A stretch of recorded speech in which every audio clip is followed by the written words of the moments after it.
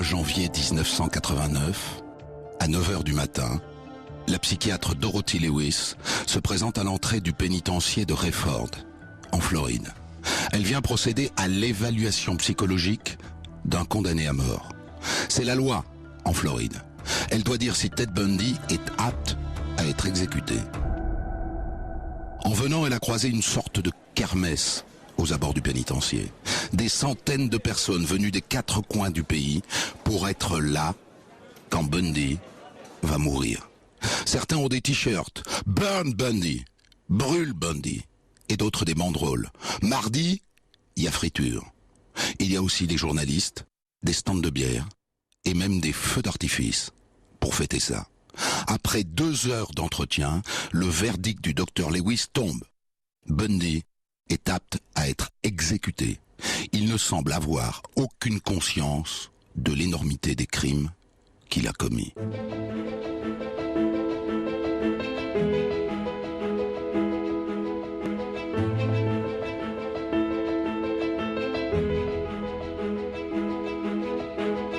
Bundy passe une partie de sa dernière journée à donner, figurez-vous, une interview télévisée au révérend Dobson. Un réquisitoire contre la pornographie et l'alcool. Bundy est chrétien, pratiquant et républicain. Dans l'interview, il donne une dernière explication à sa folie meurtrière. La pornographie. Il y a des forces de désœuvrement dans ce pays, cette pornographie violente, ce qui a fait l'homme que je suis devenu. C'est la pornographie. Parce qu'à part ça, j'étais normal. À prendre bien sûr avec des pincettes.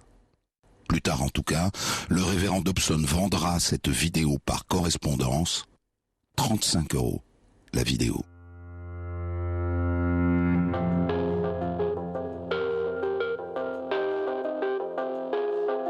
Bundy passe le reste de la journée à prier. À 4 h 45 du matin, on lui apporte le dernier repas des condamnés. Un steak et des œufs. Il n'y touche pas.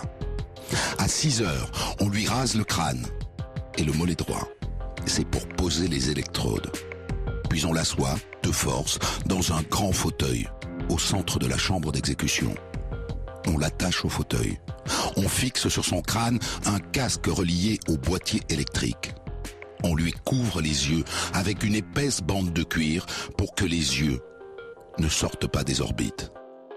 Et à 7 h 06, très exactement, le bourreau presse le bouton qui déclenche l'électrocution. 2000 volts, 8 séquences de 10 secondes. Le décès est prononcé 10 minutes plus tard, à 7 h 16. Ted Bundy, le plus célèbre des condamnés à mort des États-Unis, est mort. Il avait 45 ans. Et dehors, c'est la fête. Dehors, on tire des feux d'artifice, on se réjouit, on s'embrasse. Car Bundy était le pire tueur en série de tous les temps. On ne connaît pas le nombre exact de ses victimes.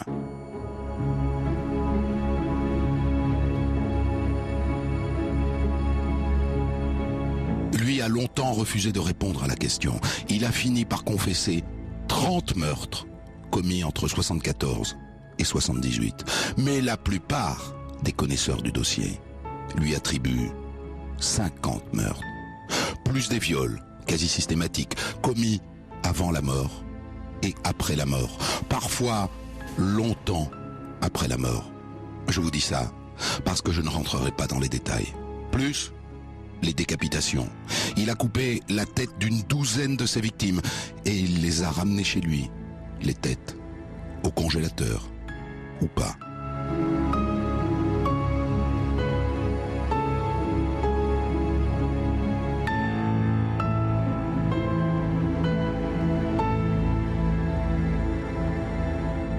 Il était sadique et nécrophile.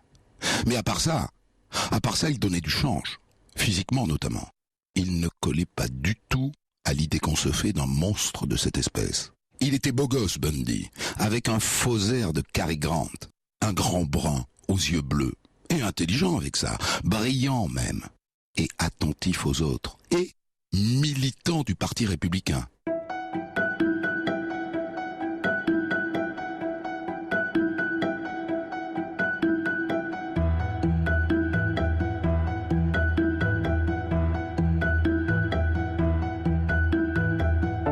être exécuté.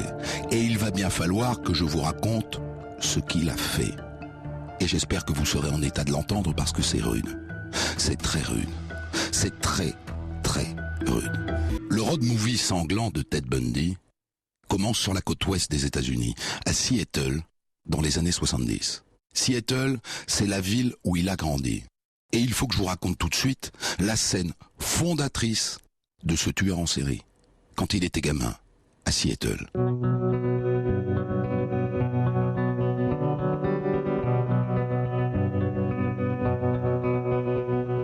D'abord, Bundy, c'est pas le nom de son père. Son père, il ne le connaît pas. C'est le nom de son beau-père, celui qu'il a reconnu. Ted Bundy est né dans une maison pour filles-mères. Et quand sa mère est rentrée chez elle, chez ses parents, elle lui a raconté quelque chose d'absolument incroyable. Elle lui a dit, tu vois ta mère, c'est pas moi. Moi, je suis ta sœur. Et tes parents, ce sont eux. Et elle a désigné ses parents à elle. La vie de Ted Bundy commence donc sur un mensonge d'une grande perversité. Sa mère se fait passer pour sa sœur et fait passer ses propres parents et donc les grands-parents de Ted pour ses parents.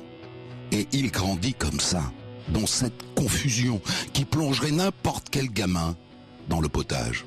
D'autant qu'un jour, évidemment, il découvre qu'on lui a menti.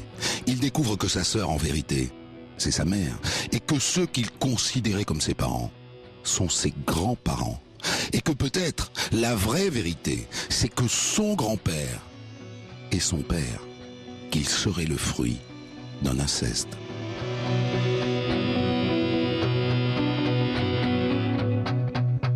Tout ça pour dire que le petit Ted Bundy démarre dans la vie avec un gros sac à dos. Sa mère lui a menti sur l'essentiel. Allez vous étonner après ça qu'il déteste les femmes. Sa tante Julia racontera une scène qui remonte à la petite enfance de Ted, quand il avait 3 ans à peine.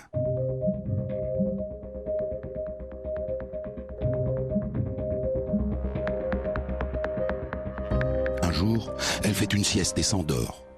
Quand elle se réveille, elle est entourée de couteaux de cuisine, une dizaine de couteaux tranchants alignés sur le lit. Et debout, il y a le petit Ted qui sourit. C'est donc dans la ville de son enfance tordue que Ted Bundy va commettre ses premiers meurtres. En 1974, Seattle, où il vient de finir ses études de psychologie. La ville est à l'époque à fond dans le trip hippie.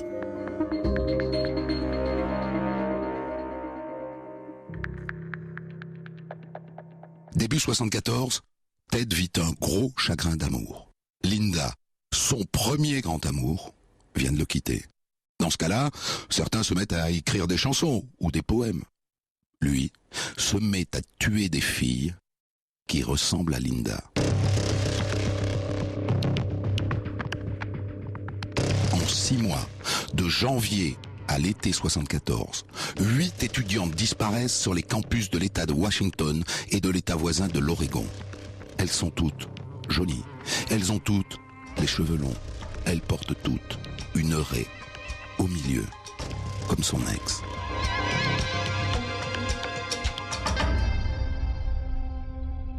Brenda Ball, par exemple. Il la rencontre un soir dans un bar de Flame Tavern, dans la banlieue de Seattle. Pour l'attendrir, il s'est confectionné un faux plâtre au bras. D'autres fois, il aura des béquilles. C'est pour engager la conversation et aussi pour endormir la méfiance. Cette Brenda Ball a 22 ans. C'est une grande fille maigre, avec des yeux qui brillent et un tout petit nez. Ça lui donne un visage un peu enfantin. Elle a surtout de longs cheveux noirs et une raie au milieu. Brenda, ce soir, elle n'a pas beaucoup de temps. Elle a rendez-vous avec des copines de sa coloc, une fête dans un parc. Mais elle veut bien boire quelques bières. Ah oui, elle veut bien. Il est quand même pas mal, ce garçon. Et à la fermeture du bar, à 2h du matin, Ted lui propose de la ramener chez elle. Pourquoi pas? Elle monte dans sa coccinelle. En route, Ted lui propose de boire un dernier verre chez lui. Il dit que chez lui, il y a des amis, il y a de la bière et un peu d'herbe. Bah oui, pourquoi pas? Il est quand même mignon, ce garçon. Mais quand Ted Bundy ouvre la porte de son appartement, il n'y a personne. Ok, il a un peu baratiné, mais c'est juste parce qu'il voulait passer un peu de temps avec elle. Elle rit, elle est flattée, elle est saoule aussi. Et puis il est mignon. Elle accepte de rentrer et elle s'écroule sur le canapé. Lui, sous prétexte d'aller boire, passe derrière et prend de l'élan. Il la frappe violemment à la tête avec son plâtre. Elle perd connaissance. Il la porte sur son lit, la déshabille, passe une corde autour de son cou et la viole. Et quand elle commence à prendre connaissance, il l'étrangle. Après, il se couche et il s'endort. Il passe la nuit à côté du cadavre.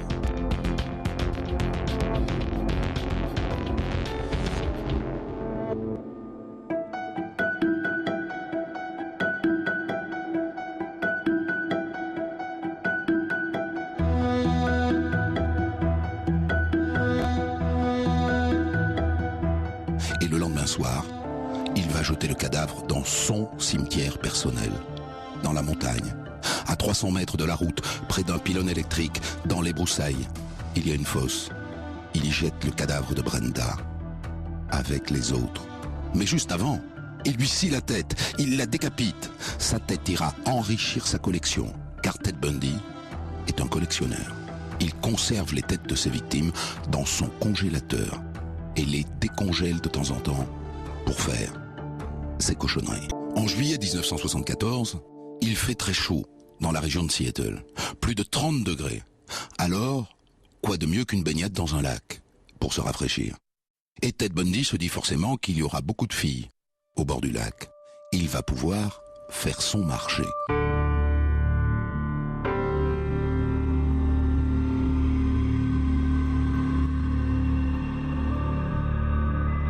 En fin de matinée, après plusieurs échecs, il parvient à convaincre une fille, Janice, de venir l'aider à attacher la remorque de son bateau à sa voiture. C'est que lui, il a le bras en écharpe. Il a besoin d'aide. 1 heure après, Bundy dépose le corps de Janice dans la forêt. Et il revient au bord du lac. Il a repéré une autre fille qui est là, avec son petit ami. À 17 heures, il la suit aux toilettes. Elle ne reviendra jamais.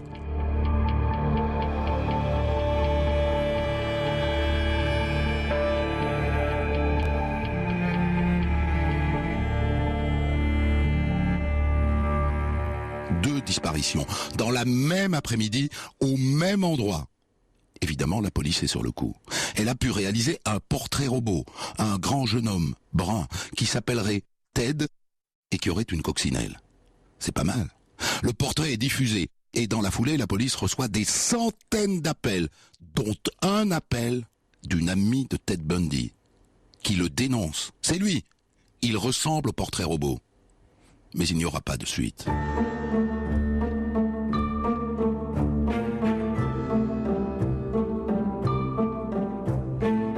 Comme le dira plus tard le doyen de l'université, nous étions persuadés que de telles monstruosités ne pouvaient être le fait d'aucun d'entre nous. Car Ted Bundy, c'est pas un marginal. Il est parfaitement intégré. Il vient de finir ses études de psychologie. Il fait de la politique. Il a même participé activement à la réélection du gouverneur républicain, 2 ans plus tôt. Il a aussi tenu le standard de nuit d'une association anti-suicide et une de ses anciennes collègues dit qu'il a sauvé de nombreuses vies. Bref, il n'a pas la tête de l'emploi et les policiers débordés ne s'attardent pas sur son cas. Les découvertes de corps se succèdent tout au long de l'année 1974. Rien qu'en octobre, on en découvre 5. Mais en octobre, Bundy, il est loin. Il a déménagé. Il s'est dit qu'il fallait changer d'air. Alors il s'est inscrit à la fac de droit de Salt Lake City, dans l'Utah, à l'autre bout des États-Unis. Maintenant, il prétend qu'il veut devenir avocat.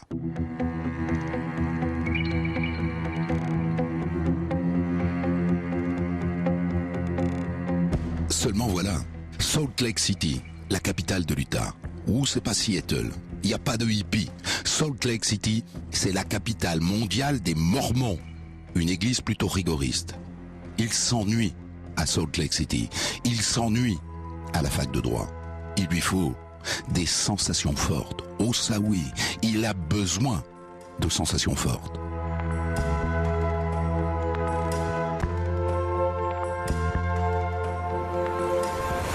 La première victime de Ted à Salt Lake City s'appelle Nancy Wilcox. Elle a 16 ans.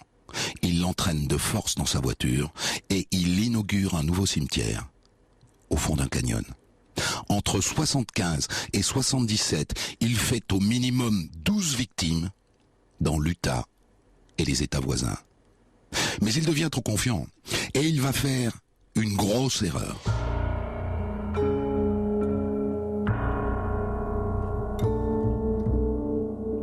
Dans le centre commercial Fashion Place, en novembre 74, Ted piste des jeunes filles. Elles sont en train de faire du shopping. Lui a une fausse moustache et des cheveux gominés. Il repère une petite brune, assez mince. Il est environ 19h. C'est la fermeture.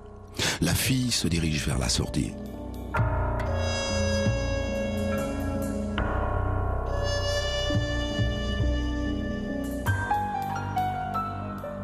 Excusez-moi, je suis l'officier Roseland du commissariat de Murray. Votre voiture est-elle garée sur le parking? Oui, pourquoi? Quel est son numéro de plaque? KAD 032.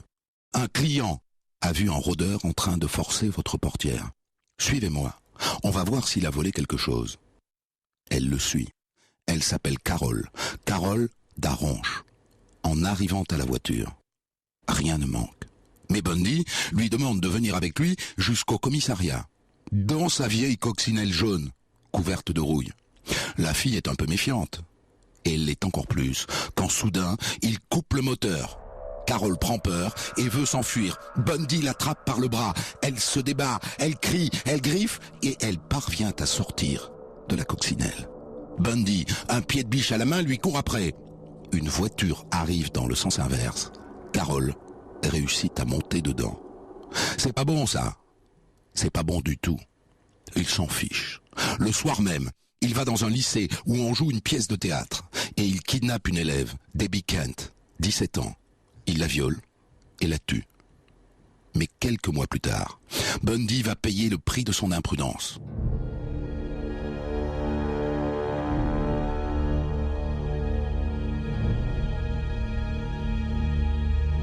Il est en chasse dans le quartier de Granger, à Salt Lake City. Il est 2h du matin et il passe devant une voiture de police. Et 10 minutes plus tard, il repasse. Cette fois-ci, tous phares éteints. Le policier intrigué sort de sa voiture. Il a son Colt 38 à la main. Il balaye l'intérieur de la Volkswagen avec sa lampe torche.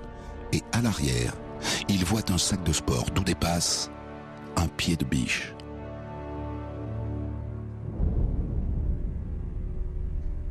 Ted est immédiatement neutralisé, pieds écartés et mains dans le dos, sur le capot d'une voiture de police. Les policiers font l'inventaire. Un rouleau de corde à linge, du fil électrique orange, une paire de bas découpés avec des trous, une paire de menottes, une lampe torche, un pied de biche, une cagoule en laine et un pic à glace rouge. Vous êtes en état d'arrestation pour détention de matériel servant pour des cambriolages. Direction le bureau du shérif, à Salt Lake City. Et là, il y a un détective, Jerry Thompson, qui a eu l'année précédente, un peu par hasard, une conversation avec un collègue de Seattle. Il lui a parlé d'un certain Ted Bundy pour lui dire « On a des soupçons, je voulais te prévenir, il s'est installé chez toi. »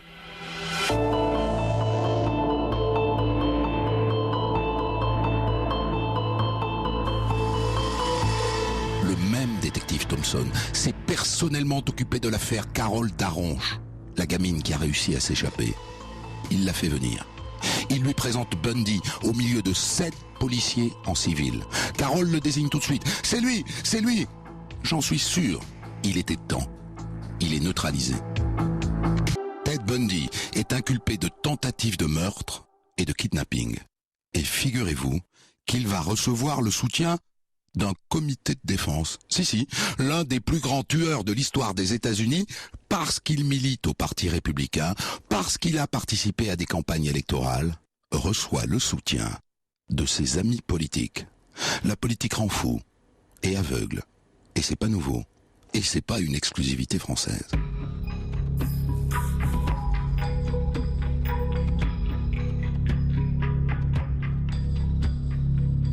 l'instant, Bundy n'est accusé que d'une tentative de meurtre sur Carole Darronche. Mais en vérité, à partir de ce moment-là, la police le soupçonne d'avoir tué au moins 20 filles. Surtout depuis qu'une réunion a été organisée qui a rassemblé des détectives venus de 5 États.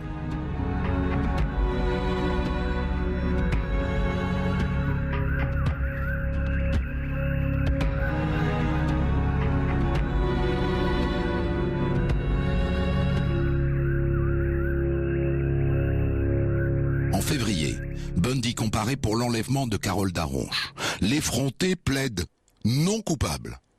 Mais au bout, il prend 15 ans.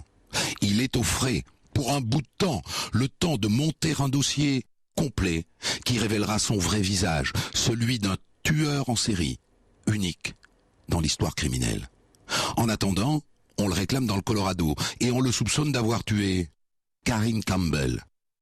Devant le tribunal d'Aspen, il choisit d'assurer sa défense lui-même, pas d'avocat.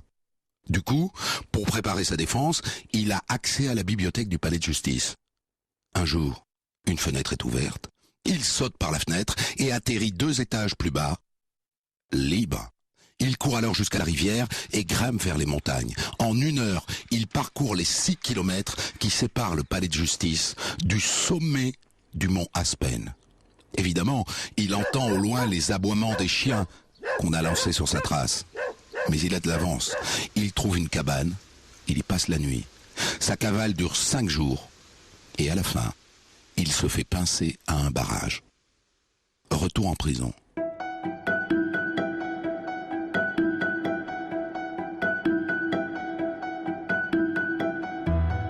Mais c'est incroyable, il s'évade une 2e fois. Pendant 6 mois, il agrandit jour après jour un trou dans le faux plafond de sa cellule avec une petite lame de scie. Et en décembre 77, un vendredi soir après le dîner, il s'engouffre dans son trou, rampe dans le faux plafond jusqu'au bureau du surveillant-chef. La porte de sortie est à côté. Bundy fait ses premiers pas dans la neige. Il vole une voiture et parvient à rejoindre Denver et de là monte dans un avion pour la Floride. Bundy, qui a réussi à prendre un avion pour la Floride après son évasion, arrive à Tallahassee. Son projet est d'embarquer sur un bateau vers le Mexique et la Caraïbe. Et en attendant, il trouve un logement en colocation, $80 par mois. Aux autres colocataires, il se présente sous le nom de Chris Hagen.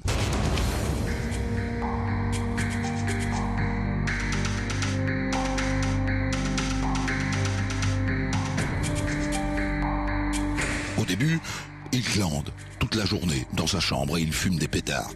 Pour se nourrir, il vole dans les magasins. Il a toujours volé dans les magasins.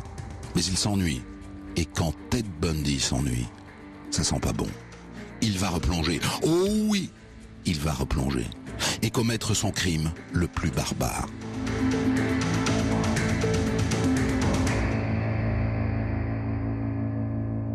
Il commence la soirée dans une boîte de nuit, près de la fac. Mais bon, il est un peu vieux, maintenant, pour les étudiantes. Il se venge sur le whisky.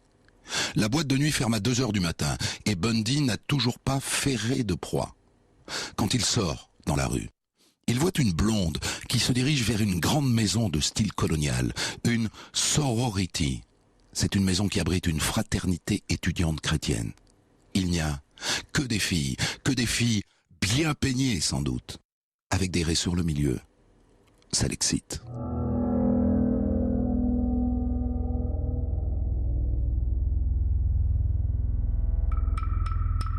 À 3 heures du matin, il passe à l'action. Il ramasse une bûche et l'enroule dans un foulard. Il entre dans la maison par la porte arrière. Il grimpe à l'étage.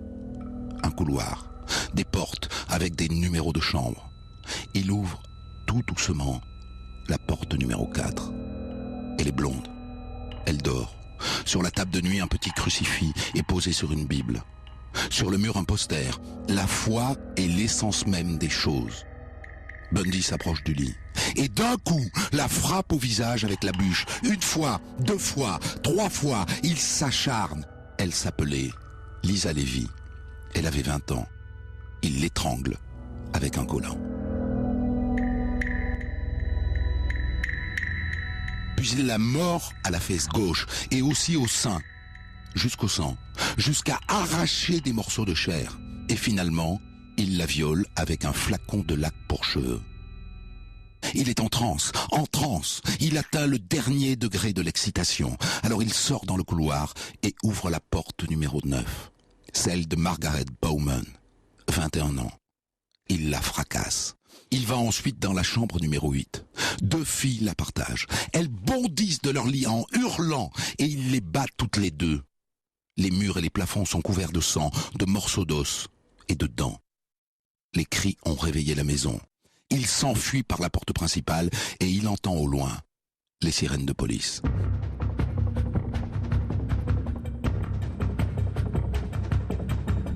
Il est surexcité. Il n'en a pas assez. Alors, en rentrant chez lui, il se dirige vers une autre maison où il a repéré une fille qui habite seule, au rez-de-chaussée. Il est 4 heures du matin. Cheryl Thomas ne l'entend pas entrer.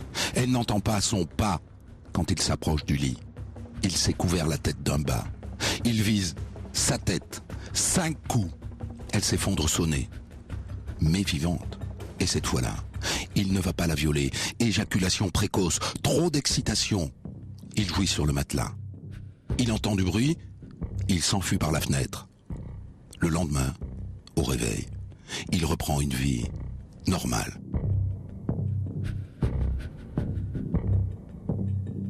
En février, il décide de changer d'air. Il vole un van, un Dodge, change les plaques et prend la route. Ce genre de véhicule est idéal pour un kidnapping. Idéal.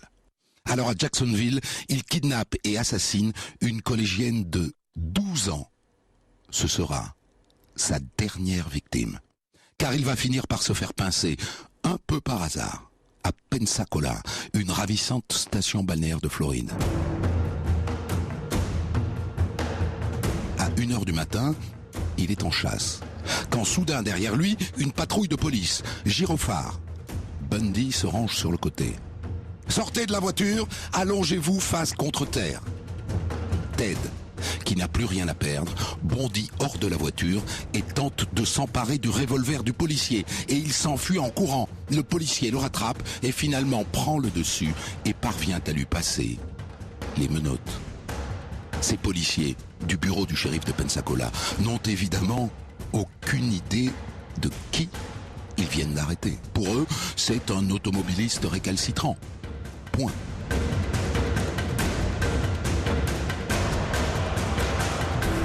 Et quand ils demandent à Bundy son nom et ses papiers, au début, il leur ment. Et puis au bout de quelques heures, il lâche sa véritable identité. Mon nom est Theodore Robert Bundy. C'est tout ce que je vais vous dire pour l'instant. Vous découvrirez très vite par vous-même de quoi il s'agit.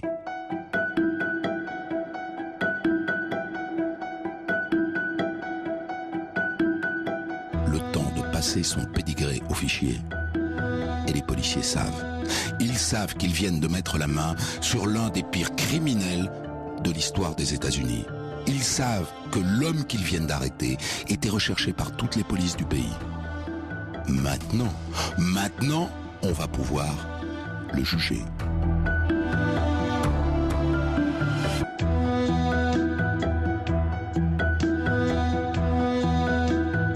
Aux États-Unis, en Floride, le bureau du shérif de Pensacola vient d'arrêter par hasard l'un des plus grands tueurs en série de l'histoire des États-Unis. Il s'appelle Ted Bundy et il sévit depuis 3 ans, d'abord dans la région de Seattle, puis dans l'Utah et enfin en Floride. On lui attribue des dizaines de meurtres de jeunes filles. On va commencer par le juger pour son dernier carnage, celui qu'il a commis dans cette sorority, dans ce foyer pour jeunes filles chrétiennes. Vous n'allez pas le croire. Savez-vous qui on trouve au premier rang de ce procès? Son fan club. Des jeunes groupies qui cherchent désespérément son regard et dont certaines sont coiffées comme ses victimes, les cheveux longs, avec une raie au milieu.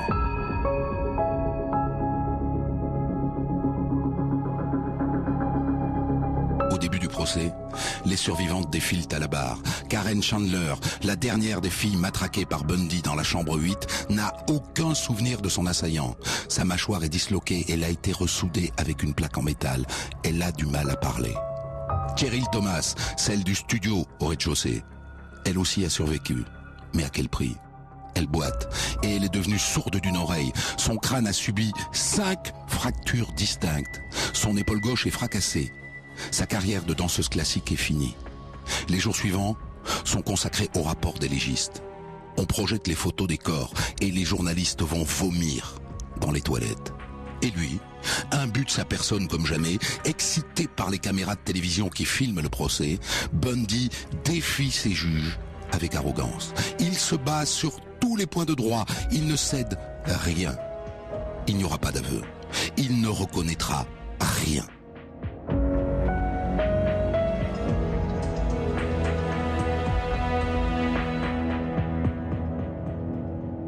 Heureusement, il y a des preuves.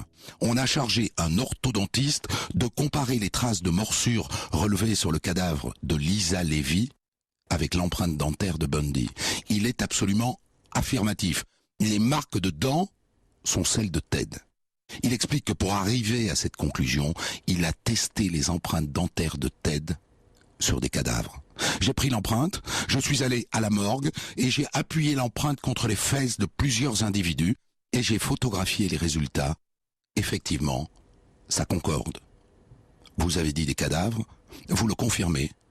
Je n'ai pas trouvé de volontaire en vie. À moitié procès, Bundy, ne doutant de rien, vire ses avocats. Il va se défendre lui-même. Il fait le mariole. Il est parfois brillant de toute évidence. Il se fait plaisir. Mais il ne convainc personne. Le jury, après 6 heures de délibéré, rend son verdict. Le 23 juillet 1979, Ted Bundy est reconnu coupable. Et un peu plus tard, le juge Covart prononce la sentence. Vous serez transféré au pénitencier de Rayford où vous subirez la peine de mort par électrocution.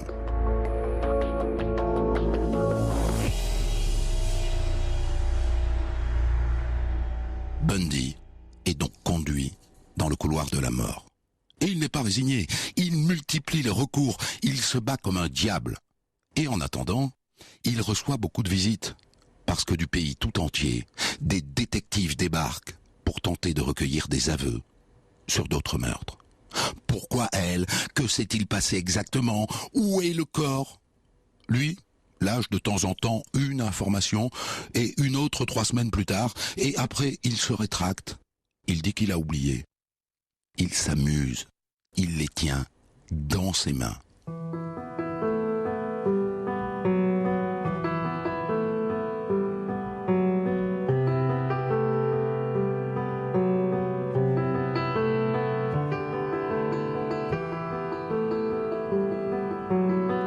Après 5 années de prison, il se passe quelque chose d'absolument incroyable. Il offre son aide pour aider à l'arrestation d'un tueur en série qui sévit dans la région de Seattle depuis 2 ans, le Green River Killer. Et la police de Seattle accepte son expertise. Les détectives de Seattle traversent le pays pour le consulter. Heureusement, ça ne donne rien.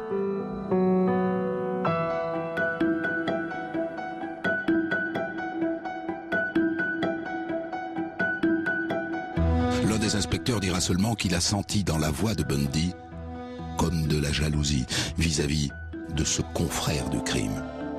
Le dernier arrêt d'exécution de Ted Bundy est signé le 17 janvier 1989. Il est exécuté le 24.